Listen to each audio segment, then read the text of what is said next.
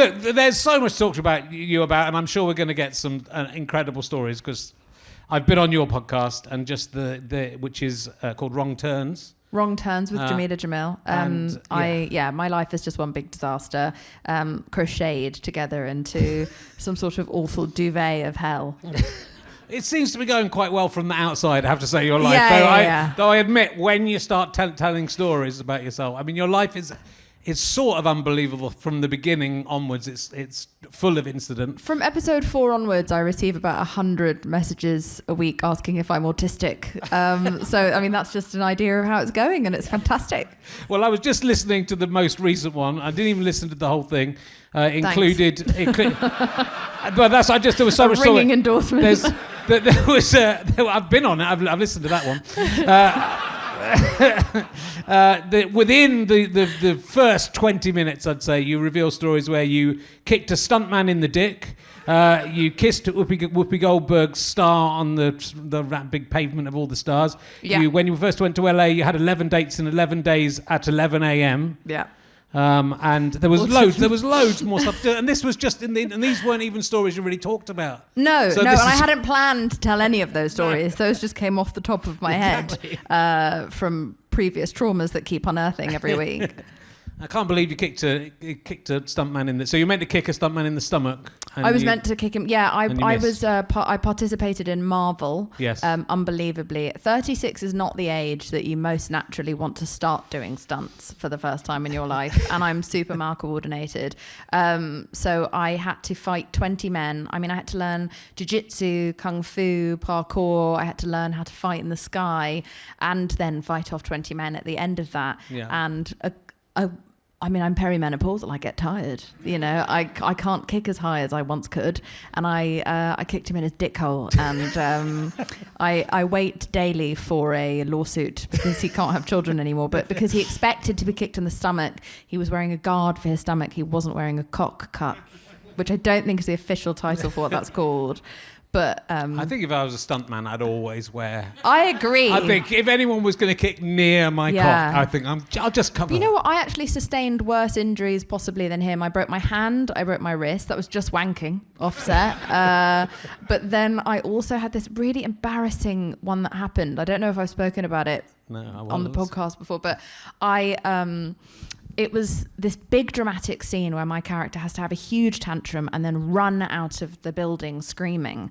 And it's a glass door that I've got to run out of into what looks like just, you know, a big field outside of a wedding. And they're like, just grab the cake, run out of the, as you do in Marvel, grab the massive chocolate cake and run out screaming. So I do, but what they've forgotten to tell me is that they've put a giant see-through screen right outside the doors, which I then smash into like in midair. Yeah. So like face, tits, knees, cake all over me, and then I smash onto the ground, both knees, and I hear a crunch of both knees. Pretty horrific. Yeah. I mean, like a fly on a windscreen. Yeah, but the most embarrassing part of it for me was the fact that because I don't know if I just immersed myself too much into the world of Marvel, but as I hit it, my first genuine thought was, it's a force field. And that remains, I think, one of the more embarrassing thoughts I've ever had. Do you think it was the dick stuntman put the glass up there? Yeah, totally. And you know what? More power to him. But yeah, I genuinely thought I'd reached a new dimension. Well, what I love about your podcast, what I've heard of it, is that you know, you are very, very keen to tell these stories like that. I think a lot of people wouldn't be keen to tell. It is, but it's a real comedian's instinct, because what comedians realise is if you go on stage and disparage yourself, talk about the worst thing that's happened to you, it relaxes an audience. Everyone thinks, oh, it's not just me who's an idiot. You know, but I think the things you've done are sort of worse. I mean, they're astonishing. They're just. Well, I designed the podcast in the hopes of, you know, it's anti-inspiration. I'm fucking sick of it. I can't have one more inspiring story on my feed. I'm going to kill myself. So I wanted to make something that was pro commiseration and something that made you actually feel not just seen but smug. You know, like better about your own life because you're not me. And I think that I have achieved that for those who actually listen. I know, I've listened to a few of them. It's excellent. No, I'm not all the way through. But it's... I'm a busy man. It's really... It's just such a good idea. And you get... You were divine on it. You came on with Simon Pegg and they were fucking hilarious so I together. thought there'd been some kind of mistake down the line there. Simon Pegg and Richard Herring. Oh, it doesn't matter. We've got Simon Pegg. But it was such fun. You told a story about shitting in the street behind a car in LA. Did I tell you that? Yeah, you told me that story. Jesus Christ. I think I've got... Is that when I had to run home naked with my key card and my debit card in between my teeth through the streets of Santa Monica? It is. Yeah, that was horrific. Through a lit up lobby. Yeah, it's just one story. I think you told us about orgasming in front of 1,000 farmers. What are you doing, Richard? Like, I've just got here. All right, I've just got here. I've been up all night with a shitting dog. Well, listen to our episode because I don't want to go over it all again. Absolutely, yeah. I mean, I do. You do, and you can, and you should, and you must. But I just wanted to create a safe space for lewd and embarrassing stories, so that we can get. We're like, I'm so fucking sick of celebrities. I'm so fucking sick of them. I'm so sick of how fucking shiny and perfect and bullshit they all are. Now we know they're all in the files, so they can calm the fuck down with their superiority and join us in the gutter. Did you ever meet Prince Andrew on your... I didn't. No, I didn't. Never met him? No, I didn't. Wow. No. Sad. I thought he'd make a beeline for you, I have to say, but maybe I've been a bit too old for a very long time, But look, your early life is insane. I don't know. I didn't really know any of this about you. I mean, you talk about not wanting inspirational stories. Your whole life is like someone can go around have a lot of luck. This is why everyone thinks I'm a compulsive liar, because the stories are so obscene. But I'm like, you must think I'm a creative genius, in which case I will take that. Thank you very much. Well, quite a lot of your stories, quite a lot of stories involve you lying, which I think is why people might think you're a liar. It's completely fair. But I mean, you've had this incredible success, and it's sort of happened to you. You claim by accident. I became an actor by accident. I became an actor by accident, but I also became an actor by lying to them that when they were like, have you got any experience? I'd just gone for the audition for The Good Place, which is a show on NBC with, or Netflix or whatever, with Ted Danson. And they were like, have you got any acting experience? And I panicked and said that I'd worked on the stage in London, but... technically that was true because there was a stage at my primary school in Camden. And I had stood on it playing Tree Number 3 in Joseph and the Technicolor Dreamcoat. And it's harder to Google. Yes. So I went with that.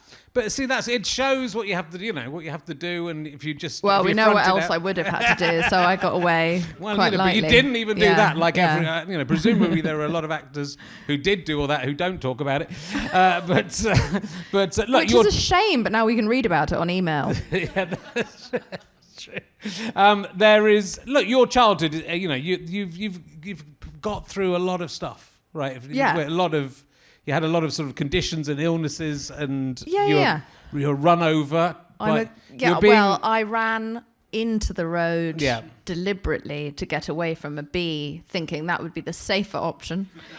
Bee versus many, many cars. Yeah. And then one car hit me into the other side of the road, where another car then hit me again. Yeah. And I somehow survived that against what really seems like the will of God at this point, because there's been so many now. Been a lot of things. So that was my bad. Broke my back. Best year of my life.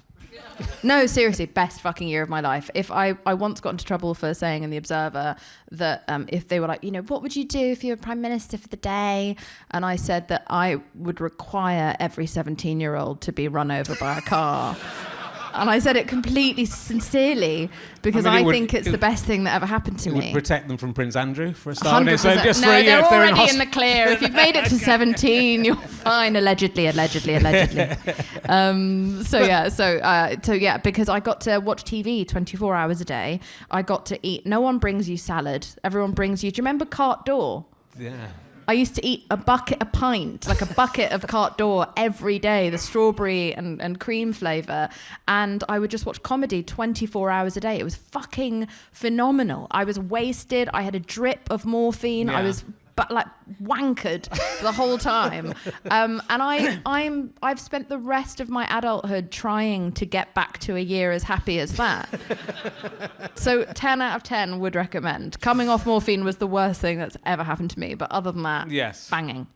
Okay, well, don't follow this advice, though. It does seem to have worked out for you. Do you watch that film with Rowan Atkinson and the Bee and feel a bit No, triggered I haven't. by it? I'd be too triggered to watch it. No. Can't watch that. Yeah, My Girl fucked me up. Oh, yeah, My All Girl. of this started from My Girl. Yeah. I mean, it's better than dying, isn't it, from a bee sting? So. Is it? You've heard my podcast. Well, yeah. But it's well because you'd been through some childhood traumas and stuff, and in a way, this helped you. Well, this is just it. Is that I believe the first 21 years of my life are so shit, and therefore I've been given an excellent second 20 years of my life. And my big fear, I'm turning 40 on Wednesday, and I'm like, fuck, is my time going to run out? And now I'm going to become normal like all of you. I'm not going to have opportunity, not just fall in my lap, thrown at my pussy. It's been insane how lucky I have been in the last 20 years, and I have never known what's going on. And the only way I've been able to conclude this much good luck happening to such an undeserving prick is how badly the first 20 years of my life went. I think it's like a clerical error how many bad things happened to me. Yes. And I think they were like, fuck, don't let her tell anyone. Let's just let's sweeten the pot. And they did. Yeah, I mean, and now it's over. It must be annoying for any actors who so deeply unpopular, who really want to be actors Yeah. and audition fail, that you didn't want to audition for this, were sort of forced to go in. Yes. And then just got this amazing part. And it's such an incredible show. The Good Thank Place. you. Did you watch? I did any watch of it? all of Okay, it. Great. Thanks. When you were on, I went out of the room. But so didn't make much sense. No, you're great. We're actually mortal enemies. It is a fabulous show. I'm really lucky. You are brilliant in it. You're brilliant in it. And Thank I thought, because we all in this country, we all knew you as a presenter on T4 and that sort of thing. So and so like it was like, wow, this is incredible. And then you've had this. Again, sort of 10 years of, maybe more than 10 years now.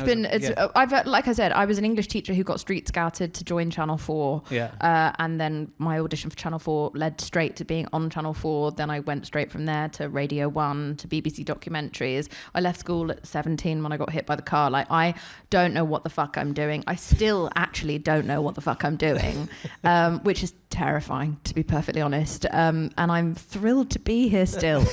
Yes. Well, but I'm also like at all points, bags packed by the door, ready to go, which is why I behave like such a maniac publicly and online. Yes. Because I always presume like this is going to run out at some point. So I'm just, I think part of what makes me quite dangerous to the press is that I have nothing to lose, because none of this really feels like it was mine to begin with.